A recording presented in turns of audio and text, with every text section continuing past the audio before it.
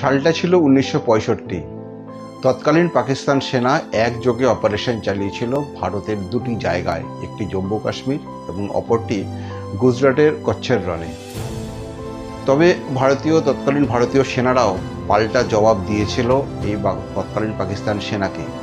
তারপর কি হলো এটা আলোচনা করব। এই মুহূর্তে আপনারা দেখছেন সময়ের বার্তা ডিজিটাল, আর আপনাদের সঙ্গে আমি রয়েছি উৎপল দাস।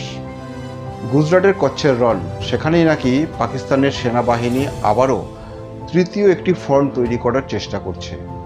যখন আমরা দেখলাম যে 1947 সালে স্যার ক্রিক গ্রো, যেই পাকিস্তানের সঙ্গে ভারতের যে সীমান্ত ভাগ, গুজরাটের এই অঞ্চলের সীমান্ত ভাগটা কিন্তু এই স্যার ক্রিক গ্রো তিনি করেছিলেন, এবং তারপর থেকে পাকিস্তান বিভিন্নভাবে বিভিন্ন দফায় এই জায়গাটাকে তাদের বলে দাবি করেছিল। এবং আমরা দেখলাম যে 1965তেও কিন্তু এই ভারতের সঙ্গে একটা যুদ্ধ হয়, সেই যুদ্ধও কিন্তু আমরা দেখেছি। এবং যদিও সেই যুদ্ধে ভারতীয় সেনারা যা উত্তর দেওয়ার, যা জবাব দেওয়ার সেটা কিন্তু দিয়েছে। এই যে গুজরাটের কচ্ছের রণ, এই কচ্ছের রণে পাকিস্তান সেনারা তারা তৃতীয় ফ্রন্ট তৈরি করছে। কারণ এর আগেও আমরা জানি যে দুটি ফ্রন্ট কিন্তু ইতিমধ্যে পাকিস্তান সেনারা তৈরি করেছে, একটি জম্মু কাশ্মীরের সীমান্ত বরাবর, অপরটি বাংলাদেশকে কাজে লাগিয়ে, বাংলাদেশের যখন গণ অভ্যুত্থান হলো তারপরে বাংলাদেশকে কাজে লাগিয়ে একটা দ্বিতীয় ফ্রন্ট কিন্তু বাংলাদেশে তৈরি করেছে, যেখান থেকে ভারতকে বিভিন্নভাবে তারা যাতে ভারতের উপরে আক্রমণ চালাতে পারে, ভারতের উপরে নজরদারি করতে পারে সেই ফ্রন্টে। এবং তৃতীয় ফ্রন্টটি যেটা কচ্ছের রণে একদম পাকিস্তান, যদিও পাকিস্তান সীমান্তে কচ্ছের রণ ভারতীয় সীমান্তের মধ্যে পড়ে, পাকিস্তান সীমান্তে এই কচ্ছের রণে সেখানে বিভিন্নভাবে সেনাবাহিনী মোতায়েন করা হচ্ছে,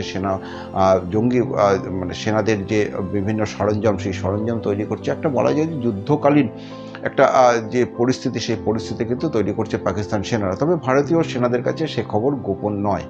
ভারতীয় সেনারাও কিন্তু একেবারে সেভাবেই নিজেদেরকে প্রস্তুত, যেটা বহুবার ভারতীয় বিভিন্ন প্রতিরক্ষা মন্ত্রী, ভারতের সেনা প্রধান, সেনাবাহিনী তারা কিন্তু জানিয়েছে যে ভারত কিন্তু সমস্ত ক্ষেত্রে পাকিস্তানকে কেন, সারা বিশ্বের জঙ্গিবাদকে জবাব দিতে তারা কিন্তু প্রস্তুত। সেভাবে কিন্তু ভারত এখনো পর্যন্ত প্রস্তুত রয়েছে।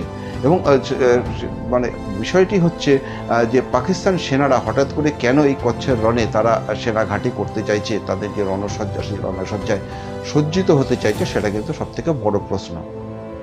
তবে কি পাকিস্তান সেনাপ্রধান আসিফ মুনিরের নেতৃত্বে এমন পরিকল্পনা করা হচ্ছে, যেটা মনে করছেন আন্তর্জাতিক সম্পর্ক বিশেষজ্ঞরা? সত্যি যদি পাকিস্তানের সেনাপ্রধান আসিফ মুনির সেই 1965 সালকে ফিরিয়ে আনতে চান, তাহলে তার পাল্টা জবাব দিতে প্রস্তুত ভারতীয় সেনারা।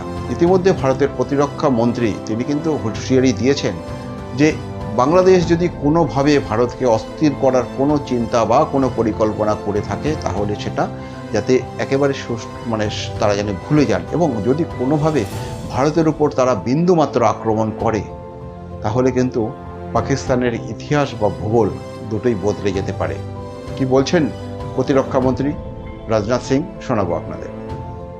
साथियों, भारत की सीमाओं की रक्षा भारतीय सेनाएं और बॉर्डर सिक्योरिटी फोर्स मिलकर मुस्तैदी से कर रही हैं। अगर सरक्रीक इलाके में पाकिस्तान की ओर से कोई भी हिमाकत की गई, तो उसे ऐसा करारा जवाब मिलेगा कि इतिहास और भूगोल दोनों बदल जाएंगे मेरे साथियों। और 1965 की जंग में भारत की सेना ने लाहौर तक पहुंचने का सामर्थ्य भी दिखाया।